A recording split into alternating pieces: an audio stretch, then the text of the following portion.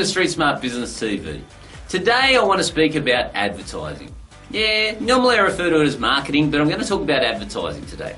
And why am I doing that? Well, because generally there's two camps when it comes to advertising. You've got one camp that believes in image advertising, and you've got another camp that believes in emotional direct response.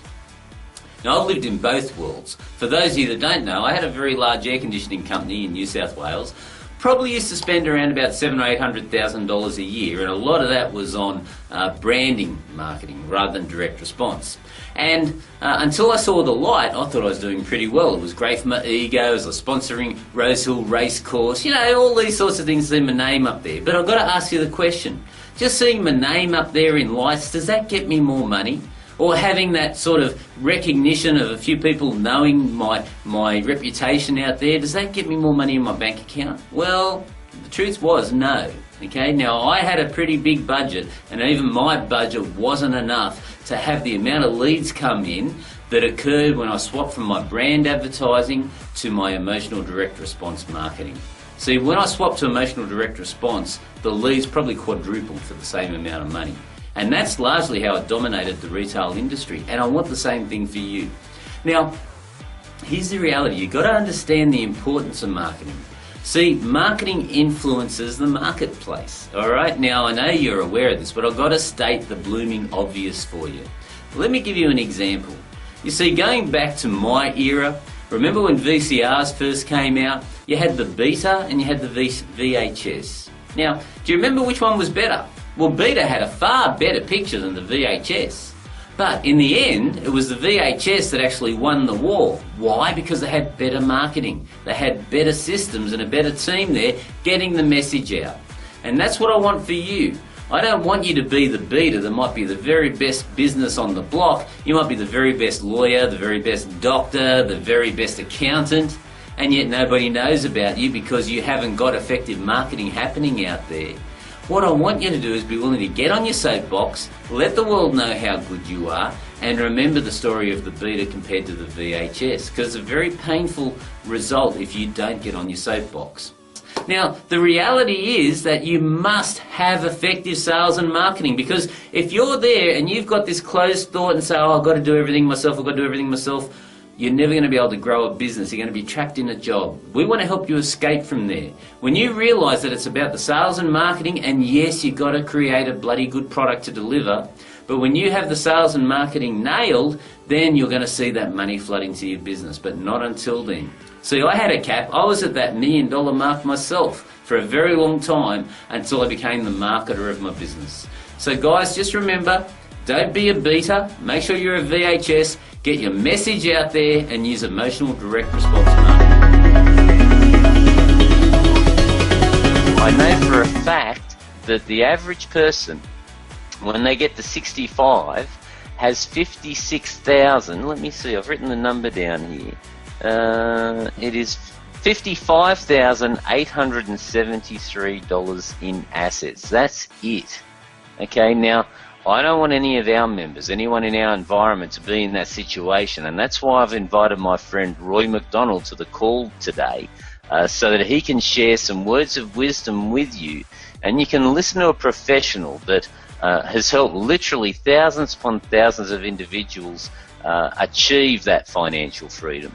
And hopefully tonight you're going to be wiser and more prepared, so that you won't be one of these individuals with $55,873 in your pocket. So, Roy, are you there? I'd like to welcome you to the call.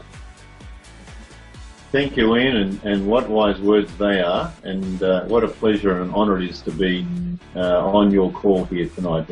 Now, look, you are a master. You make money from just about anything you touch.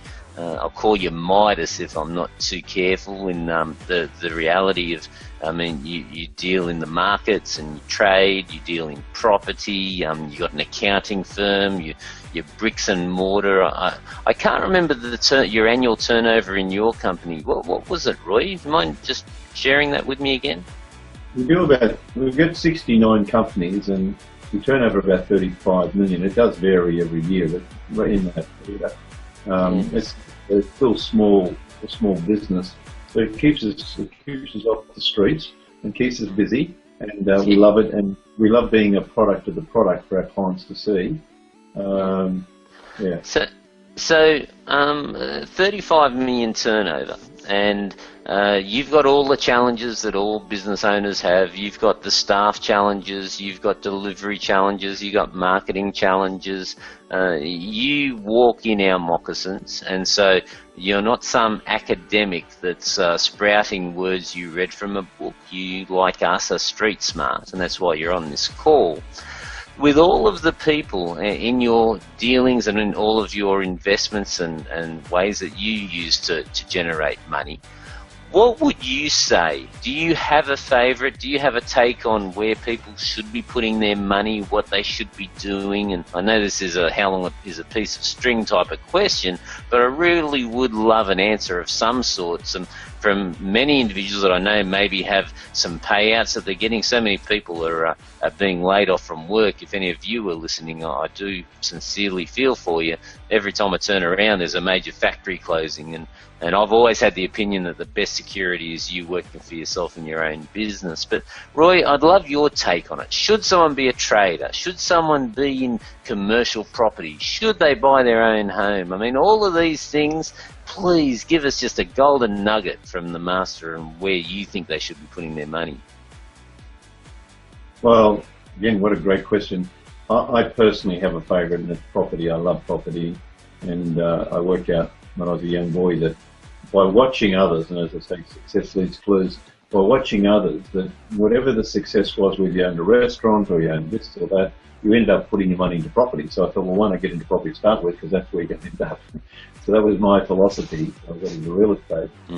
Okay. So Roy, look, I got your book quite a while ago. In fact, that's one of the first things you did when we first met was give me a signed copy of your book, and it's pride of place on my bookshelf. It is a very interesting read, how to take $1, turn it into $1 million in 7 years or less. Now, you kindly said to me that you'd be happy to give this book away to anyone that's serious, and not just order it because you can, because this is a very expensive gift to get and send out and mail out to individuals. But ladies and gentlemen, those of you that are serious in improving your financial situation, those of you that are ready to do something that is solid, I would urge you to just start to understand, excuse me, yeah, there you go. Don't you love live and sneezing live? But I'd urge you to take Roy up on his kind offer. Roy's going to cover the cost of sending it to you, but Roy, I think I speak for both of us. Please do Roy the honour of taking the commitment to read it from cover to cover, because I think it'll be one of the best investments of your time. Alright, ladies and gentlemen, it's Q&A time, and Michael takes great pleasure in giving me some doozies. So what do you got for me today? Alright, today we've got Jessica Hitchings. My husband, 2 sons and I have a small 16-hectare banana farm near South Johnson, and there are more bananas being grown than the consumer buys, so they're being sold at less than production cost. And on top of that, we were hit by cyclones Larry and Yazi in 2011. Being very small, we have to sell on the market floor, whereas banana growers can sell green loads straight to the chains for a lot more money per carton than we can. I've been listening to you about marketing differently, but I can't find something different that isn't being used now. Well, Jessica, great question, and Michael, you bugger, it is a tricky one, but here's what I would say to you. Firstly, innovation is key. Work out how you can innovate your product and turn it into something else that your competitors aren't doing. Perhaps into, say, banana baby food. Would that work for you? Or, and this is very serious, Jessica, you've got to make sure if you're not making a profit each month, you don't go deeper and deeper into debt. So you've got to work out where the line is and then draw a line in the sand so that you don't get yourself into deeper challenges. So see what you can do, try to innovate, and if not, work out where that line is and make sure you don't cross it. Until next time, bye for now.